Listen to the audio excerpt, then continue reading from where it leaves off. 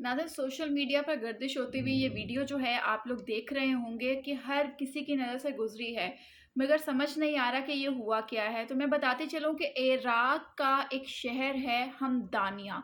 वहाँ पर एक शादी की तकरीब चल रही थी जो कि बिल्कुल स्मूथ चल रही थी और बड़े अच्छा अरेंजमेंट था, बहुत बड़ा अरेंजमेंट था, फंक्शन बहुत बड़ा था और शादी जो है वो चल रही थी। यहाँ तक कि सब ने डांस, हल्ला गुल्ला सब हुआ वहाँ पर, रिकॉर्डिंग्स की गई, सब कुछ जिस तरह आम शादी होती है उसी तरह से था। ऑब्वियसली थी भी आम शादी, मगर अचानक से जो मार्की है, जिसे हम अपनी ज़ुबान में टेंट बोलते हैं, टेंट जो है वो ऊपर से आग जो है वो लगना शुरू हुई और आग के जो शोले हैं वो टेंट जलने से, मार्की जलने से वो जो नीचे गिरने लगे और गिरते-गिरते एक बंदे की वहाँ पर नज़र पड़ी और उसने कहा कि वो आग लग गई है।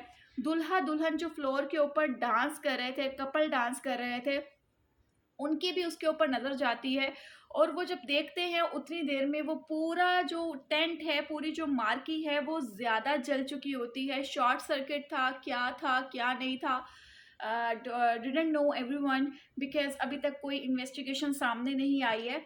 तो वो आग लगने की वजह से वहाँ पर जितने भी गेस्ट मौजूद थे, उनको बहुत ज़्यादा नुकसान हुआ, बिकॉज़ इवेंट बहुत बड़ा था और 130 से ज़ायद लोग जो हैं अपनी जान से हाथ धो बैठे। 130 से ज़ायद, मतलब कि जो शादी थी, ढोल ढमक्का, गाने शाने, वो सब मातम में बदल गया।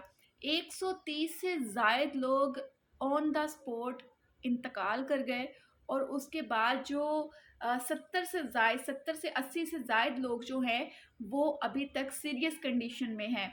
और ये भी बताती चलूँ कि उस शादी के अंदर जो ब्राइड थी, दुल्हन, वो ऑन द स्पॉट जो है वो मतलब कि एक्सपायर हो गई थी और जो ग्रूम है वो जस्ट बचा है और वो भी वीडियोस जो हैं वो देख रहे हैं लोग बहुत ज़्यादा सोशल मीडिया पर। मगर कंसर्न मेरा ये है कि यार एटलीस्ट आप लोग इस चीज़ को देखो कि वो मार्की को आग लगी और सारा कुछ जो है वो तबाह बर्बाद हो गया। इस वक्त जो है इराक के शहर हमदानिया में किस तरह से सफ़ाए मातम बिछा हुआ है।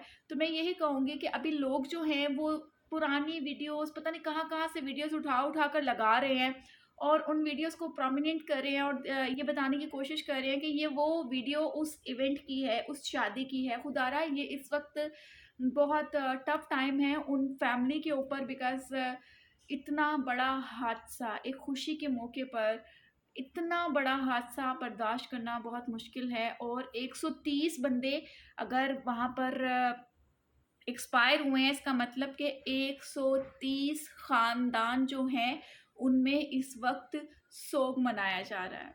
एक ख़ानदान के 2 से 3 लोग भी हों तो 100 से ज़ायद ख़ानदान हैं, जिनमें सोग मनाया जा रहा है। उनके प्यारों के इस दुनिया से जाने पर जो है, वो अफ़सुर्दा हैं। तो उन सब के लिए आप लोग दुआ करें क्योंकि इंसानियत पूरी दुनिया में है और हमें इस वक़्त इंसानियत का मुज़ाहरा करते रहना चाहिए, ज़ाहिर-सी बात है। अपना-अपना ख़्याल रखें, दुआओं में याद रखें। अल्लाह हाफ़िज़।